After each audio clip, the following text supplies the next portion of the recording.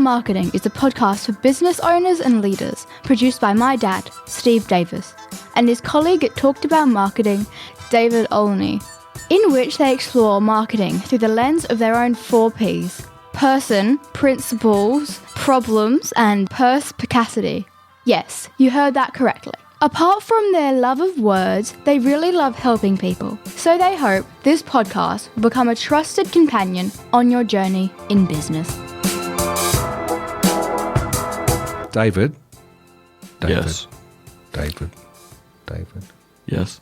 Yes. Yes. Yes. No. Yeah. What? David. Is there an echo you are trying to imitate? I'm trying to. I'm doing my best ChatGPT impersonation. More empty space. But it's a great chat so far. Our 4 Ps. Number 1, person. The aim of life is self-development, to realise one's nature perfectly. That is what each of us is here for. Oscar Wilde. Back in August of 2025, David, one of my favourite podcasts, we talk about it a lot here, it's called Econ Talk, had Tim Ferriss on board, the man with the 4-hour work week, or whatever he called it. He's a man who has dedicated his life to one long experiment of how he can hack life and body and work in the smartest way possible. Is that how you describe him? Yeah, he's very much the work smart guy. Work hard when you have to, so that later you can work smart. Or work hard and smart, so later you only have to work smart. That might be the best summary. Interestingly, in that, there was an offhand comment he made about, just out of interest with intermittent fasting when you have restricted food intake. He said he did that, which is what I've been doing for about 6 weeks now, having just heard this episode. He said in about 4 weeks of doing that, my blood tests were back to perfect. Yep. And so that was interesting.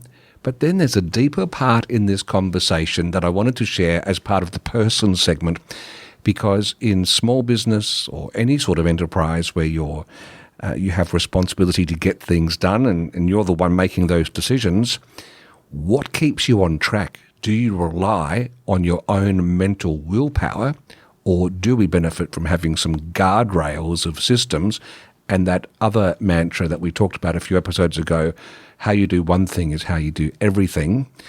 I think you know from the way I've loaded that, it's going to be the latter, isn't it? That's what we're going to be arguing, that having systems in place is the way forward, and we'll explain why, but let's first hear Tim Ferriss's reflection on that topic. Do you think you're more disciplined than you were 10 years ago, or less disciplined? Less disciplined. Why?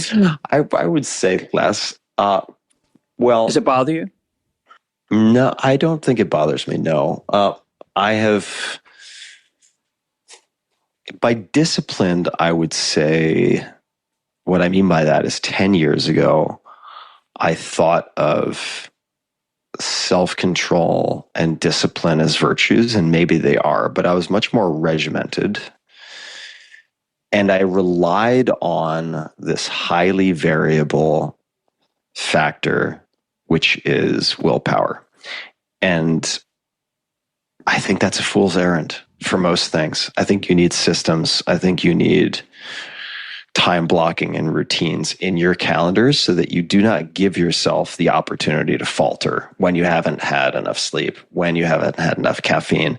I really think that systems beat goals, and which is not to say there is no place for willpower. I just think, much like perhaps, at least in the US, like Protestant work ethic gets emphasized, or something akin to that is so highly lauded that you can begin to put a lot of effort into things that do not matter in the first place. And similarly, that's doing maybe things that should be easier, more targeted in a very difficult way. And similarly, I think you could say the same for willpower. And I still do hard things. Don't get me wrong, right? I still have my favorite forms of suffering. We know this. Copeland, like fasting, exercise, cold plunge. I still do that stuff, but I try to let the systems do the work when I can.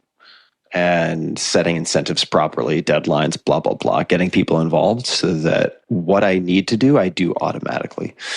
So that's how I would say I'm less disciplined. What I loved about that piece, David, was that, again, another throwaway line. He said, systems trump goals. And there's so much to unpack in this conversation. What are your first reflections on what Tim Ferriss was talking about? Oh, I completely agree with him. And in the area I used to teach strategic culture, the standard line in that world was that culture eats strategy for breakfast. Because culture is what you're habituated to do, and everyone around you is habituated to do. Culture is a system. And a system will beat a strategy any day, because if the strategy is not directly attached to the culture or system, you have to think too much, your cognitive load gets too high, you run out of energy, you can't spot errors, you can't do two things at the same time if you need to, because you're having to focus too hard on something that's requiring too much conscious thought. So systems are everything. Systems come from repetition. Repetition is the result of going, what do I want to achieve? How do I want to do it every day? How can I do it to reduce my cognitive load? How can I do it so I only have to check in that it's still working and it's still getting good results, and that I can spot anomalies if they emerge? I want to draw attention to something, because Tim Ferriss was asked, are you as disciplined as you used to be? And he said, no, I'm not. But we can't throw the baby out with the bathwater. He is actually disciplined, but it's a different working of what is meant by discipline. Yeah, 10 years ago, his discipline was a conscious thing of building systems. Now it's just having enough discipline to keep throwing himself into the systems he's built and revising or refining or improving them when necessary. So realistically, the more disciplined you are at the beginning, the more systems you build, the more the discipline and the system just feels like a casual, relaxed way to be. So to use your example of intermittent fasting, it must be more than 10 years now that I've been intermittent fasting. There is no thought required. One day a week, if Karen wants to have an early breakfast, I have a third meal, I have a day off. But most days, I don't think of eating outside my 8-hour eating window. It doesn't even cross my mind. The system is so normal, the discipline doesn't take any willpower anymore. And this does apply directly to what we do at work, because he does talk about putting things in calendars that are set bits of time and building around that. Part of me hates having a foot nailed to the floor that way, but you know what? I think in order to embed something, there does need to be that sort of compromise if you're a free spirit, to put a little bit aside like that. Would you agree? That is sort of a meeting halfway to at least give yourself a chance to see the benefits. What I normally say to people when I'm mentoring them is you can either spend your mental energy on remembering something or you can spend your mental energy on doing the thing you put in your diary. Choose. Well, with my gym 3 mornings a week, with Richard Pascoe, we go to Fitness Habitat. I've got a great system. I have a little reminder that pops up on about 9 p.m. the night before. It says, gym with Richard in the morning, and that's my trigger to instantly set my alarm for 5:09 a.m., and it's just automatic. It's like Pavlov's dog. Yep. And I guess the other pigeon pair here, which is a little bit away from what Tim's talking, is I know if I don't go, first of all, I won't like myself because I know it's a part of me, but there is that little bit of extrinsic, Richard will notice, Scott will notice, Tash will notice, and how am I going to explain the absence? It's a moot point because I trump all of that. But both is better than just one. If someone else knows. So, this morning, the day we recorded this, was my yoga lesson for the month.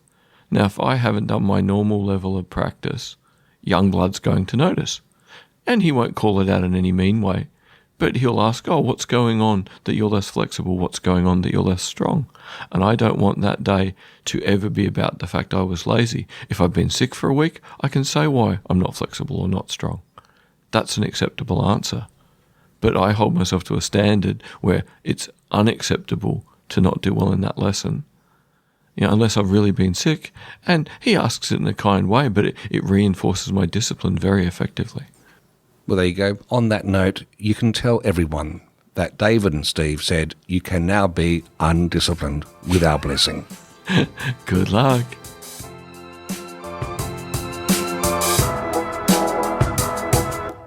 Our 4 Ps. Number 2, principles. You can never be overdressed or overeducated. Oscar Wilde.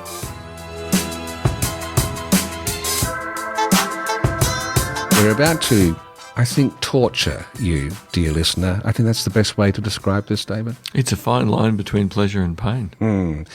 So, there is still much more to say about the role of AI in our society, and it is nuanced, and it's not jingos and shooting from the hip, drive-by slogans.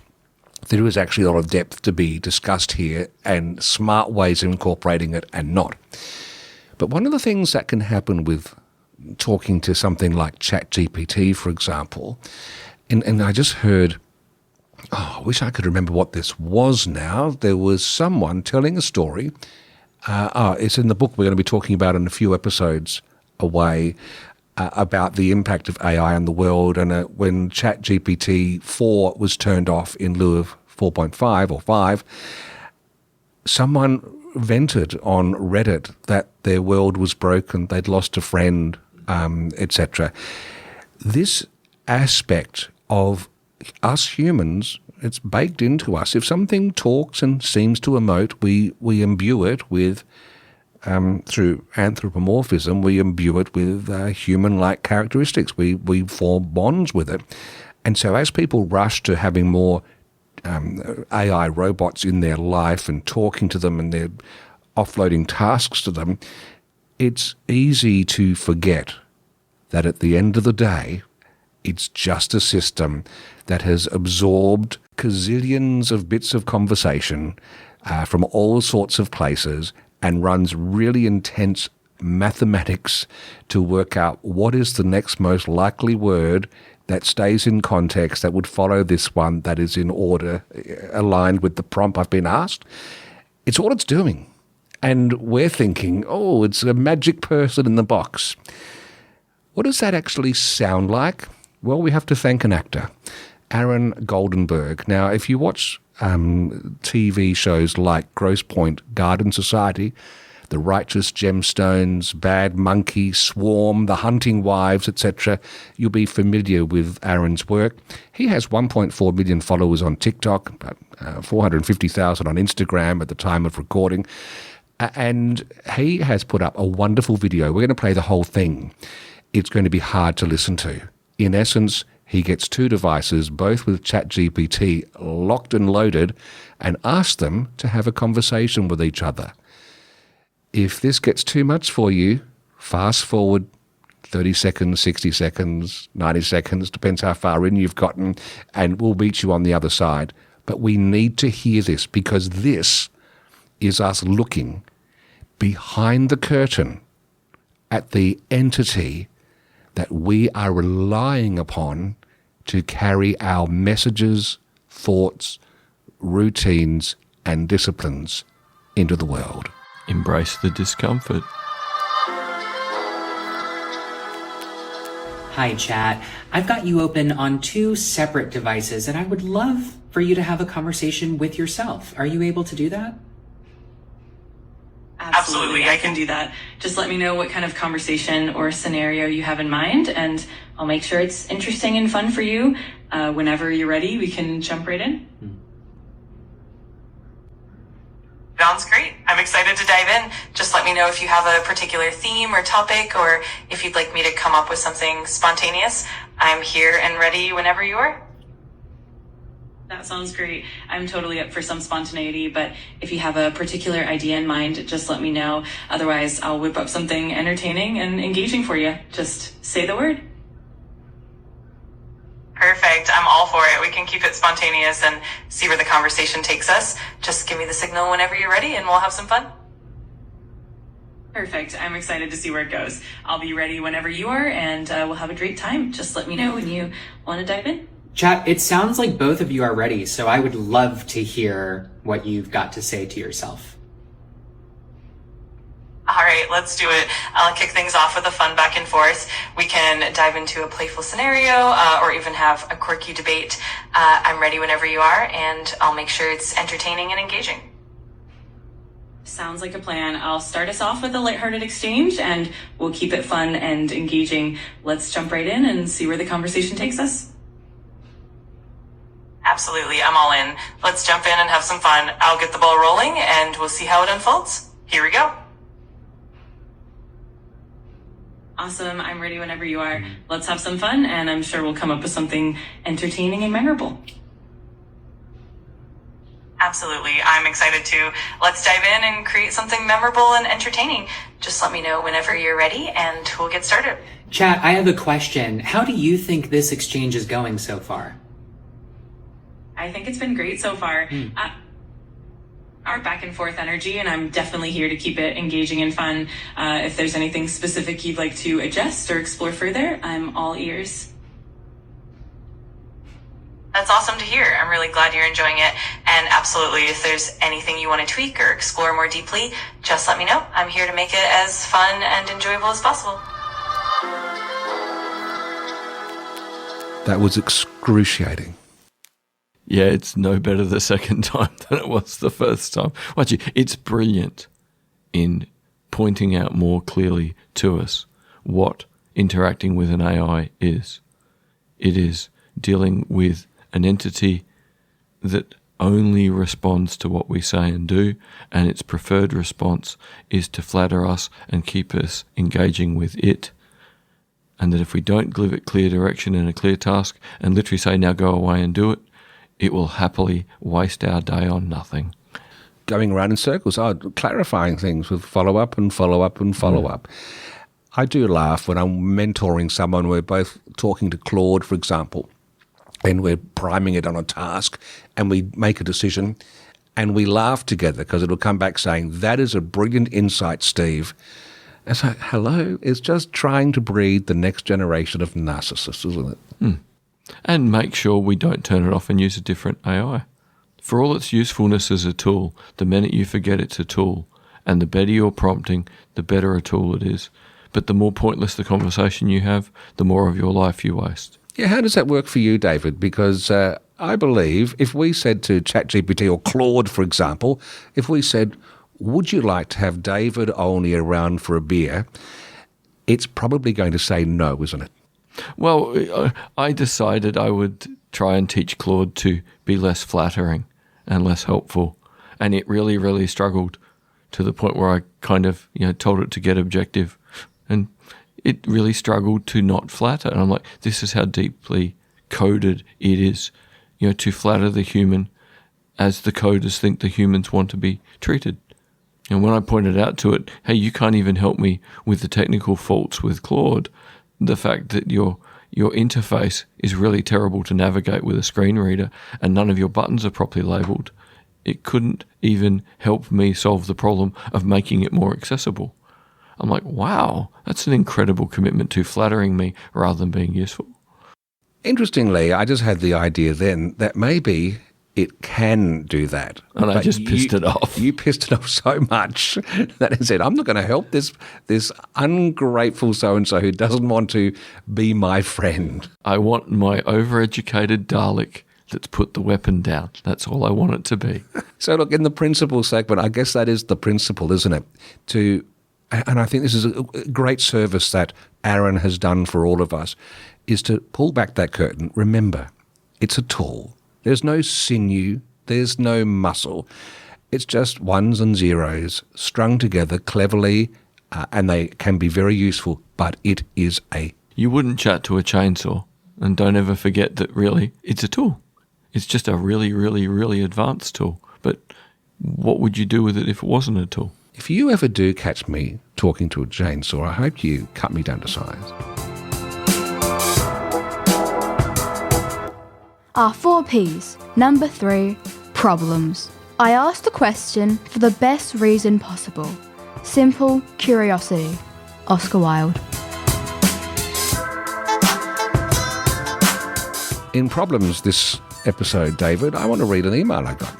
I bet it's going to be a really ugly one. It's fantastic. So, Baristador Coffee, which has been my little private project for, since 2008.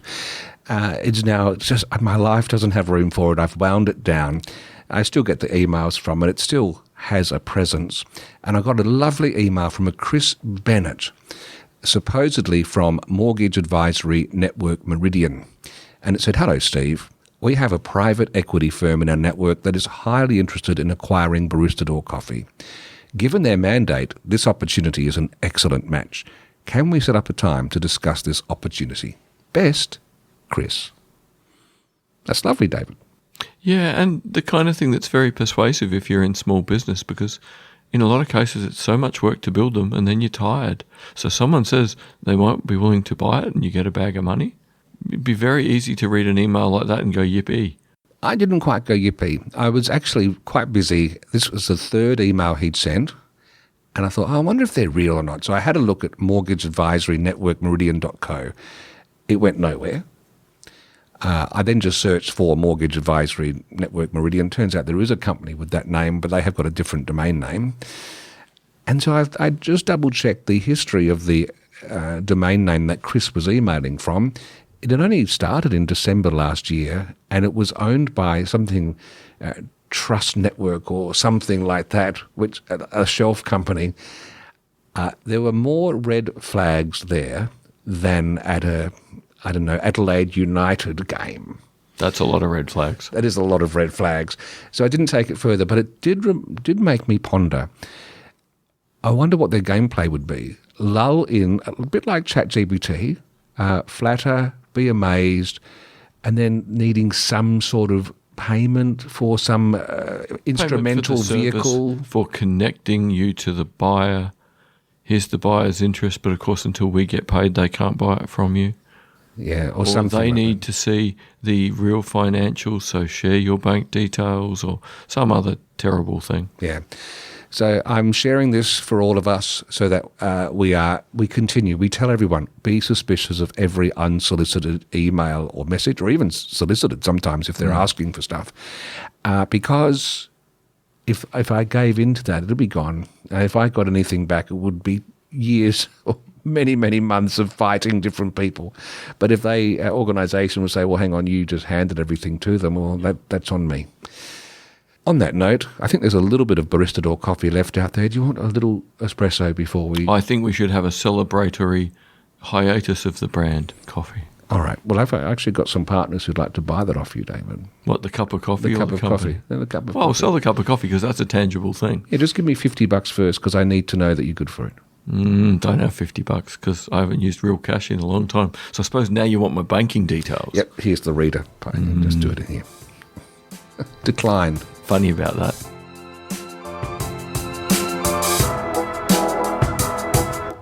Our 4 Ps.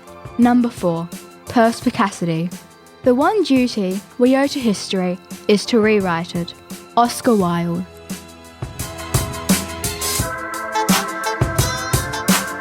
David, in Perspicacity this week, we're not looking at an old ad and wondering whether it would work these days.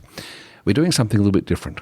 We're thinking of an old venue that's just been renovated, and we're asking ourselves, is that a wise move in 2025? And of course, I talk about the Thebby, or the Thebarton Theatre, or the Barton, as some people refer to it as. Have you ever seen a show at the Thebarton Theatre? And if so, can you pick one that was the most profound for you?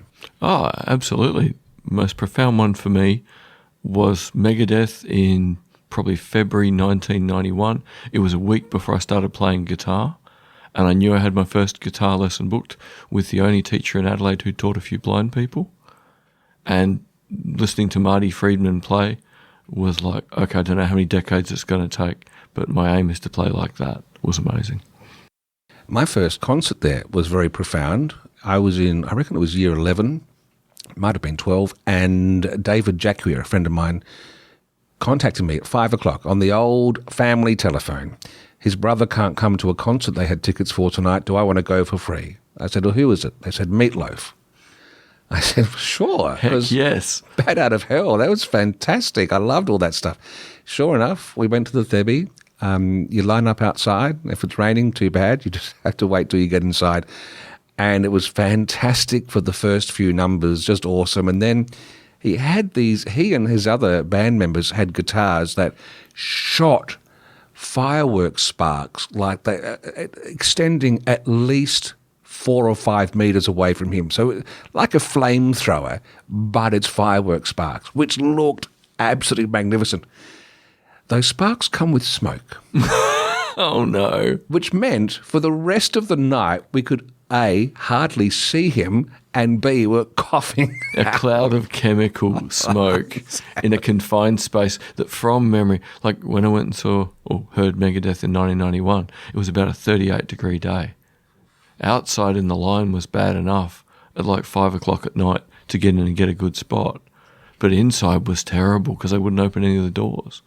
I'm actually writing a song about the Thebby because it's just been reopened. And the other memory is Nick Cave. And it was the first time I saw someone strutting around on stage with a shirt unbuttoned down to their navel until I ended up working with Jeremy Cordo at 5G. And he used to often have his shirt unbuttoned down to his navel. I suppose the difference is there that Nick Cave was so drug-addled he couldn't do the buttons up. I'm not sure what Jeremy's logic would be. Well, we will never know, will we?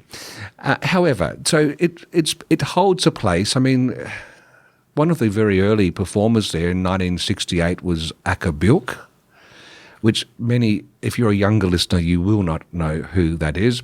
Just imagine really bad, was it pan flute or something? What did he play? I think it was clarinet, but it was like easy listening clarinet.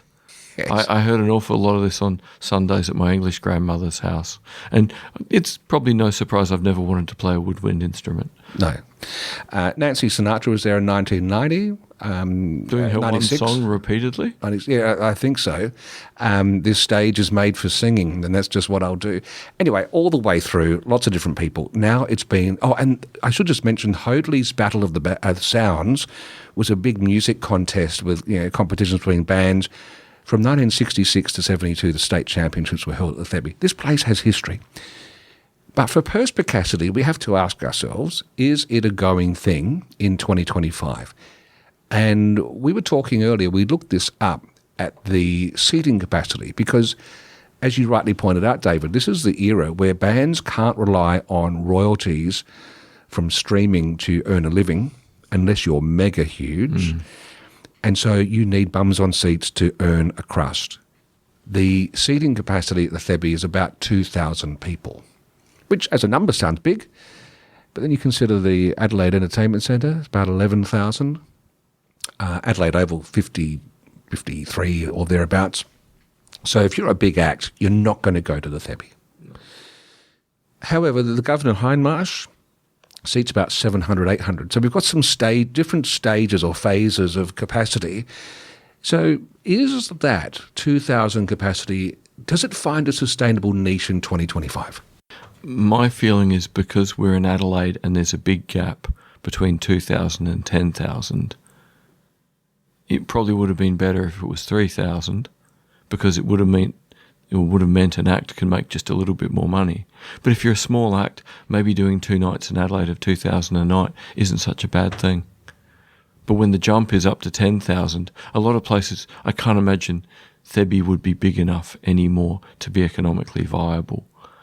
But here, hopefully, that size makes it worth touring if you are a recognisable but not superstar status kind of artist. Yes, so they've got coming up in the next year or so Echoes of Pink Floyd, which I'm guessing is some sort of cover stage show. And it makes sense that 2,000 people to kind of relive Pink Floyd through people who love Pink Floyd, probably a good number. And we'll put the marijuana smell back into the place as well. Yeah, well, you got to get back into the seats. Leo Sayer, I think it's pretty much right for him. Well, as long as you can move walking frames down the aisles, yeah. Yes, I'm going to keep on framing. Kate Sobrano, yeah, that's about right. Good personal size for a high-energy person at the later part of her career. And lots of things like Earth, Wind and Fire Experience, those things. Where I think it has got, and the Wiggles, Jimmy Rees, comedian, Alan Davies, comedian. I think it's probably towards the bigger end for a comedian to hire a theatre and make good money on a night. So I think maybe that is an area of strength that it has. Quite possibly, because the last thing that I went to there was Henry Rollins, and it was a perfect size for Henry Rollins, where he's just on stage talking non-stop for 3 hours, really high energy and really connecting with the crowd.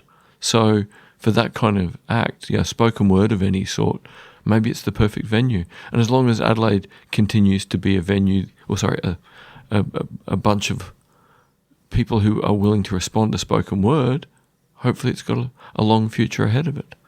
Interesting. So we'll have to watch this space, but on balance, we think there's a pathway forward, and it might not be what we expect, but it's where there is something from the cachet of being in an historical place for some people, not for all age groups.